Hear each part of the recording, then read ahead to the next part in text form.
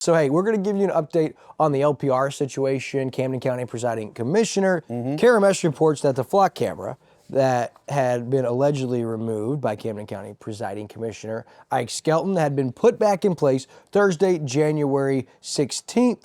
And so I'm afraid this battle is just beginning. I saw a thread from Citizens for a Better Camden County, and people were on both sides. Law enforcement was absolutely the need for these with oversight.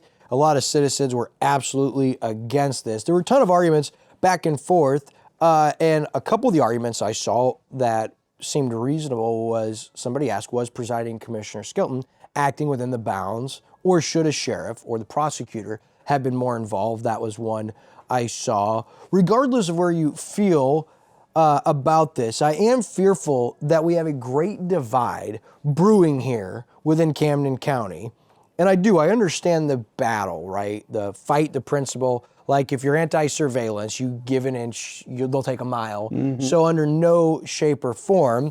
And so I wanted to ask a few people. So I asked numerous people in law enforcement what their take was. And a lot of them actually said, we like them, but we want oversight. And one local officer told me that he would like to see a committee or a watchdog committee of citizens that were able to make sure that information wasn't abused. And I don't know what that looks like, but I was encouraged by the thought that law enforcement also wanted to protect those rights, because this is what this is all about, right, is citizens' rights. However, one officer asked me a question that got me thinking really hard about this. They say, Will, your dad, somebody, an illegal alien, let's say, that's a sex trafficker, kidnaps your daughter from your house.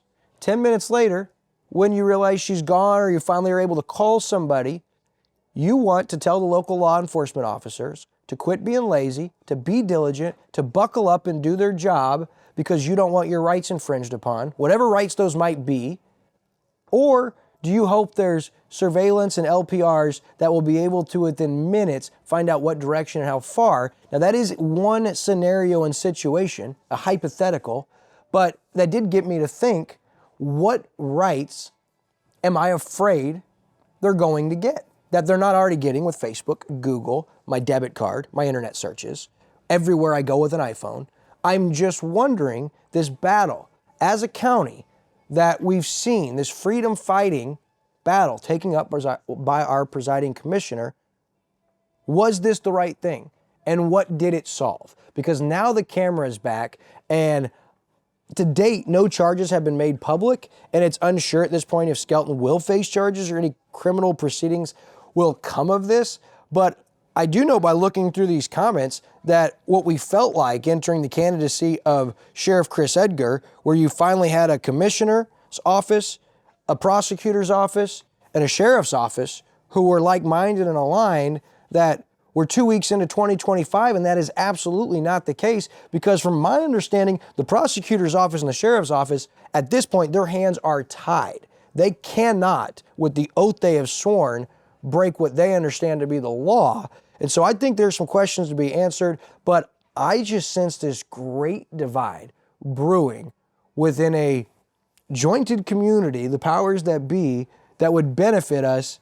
Now we don't necessarily have that, and was this the battle to go all in on? That's my question. Yeah, it doesn't seem like it's accomplished anything since that the camera is actually back in place now, and it will be interesting to see because, like you said, the local prosecutor, the local sheriff, they have to step back and take their hands off of it, right? Because of a conflict of interest and all that stuff. So the state is investigating. And it'll be interesting to see how this turns out. Hopefully it'll turn out for the better, but all that's still way up in the air right now. This could go very south very fast. And I really like our presiding commissioner, Ike Skelton. I applaud the effort and where his heart's at most of the time, but here I do wonder, should there have been another enforcer?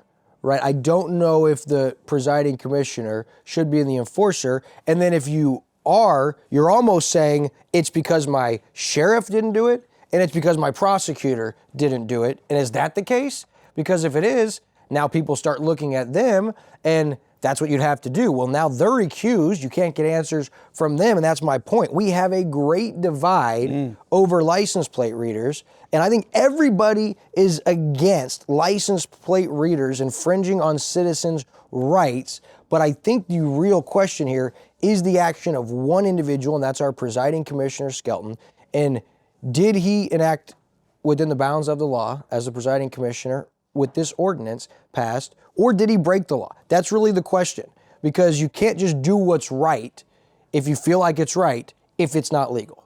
That is absolutely truthful, and it'll be interesting to see, because I fear there could be charges, there could be proceedings. What I felt like would be something they wouldn't want to go after, I think further about, does the state want to let a presiding commissioner of a county pass an ordinance, say it supersedes state and federal law, and then go out and, I mean, that is if you love the action, which we like the merit behind it, the heart behind it, but does that not set a dangerous precedent for other counties? You see how that turns out. Interesting situation.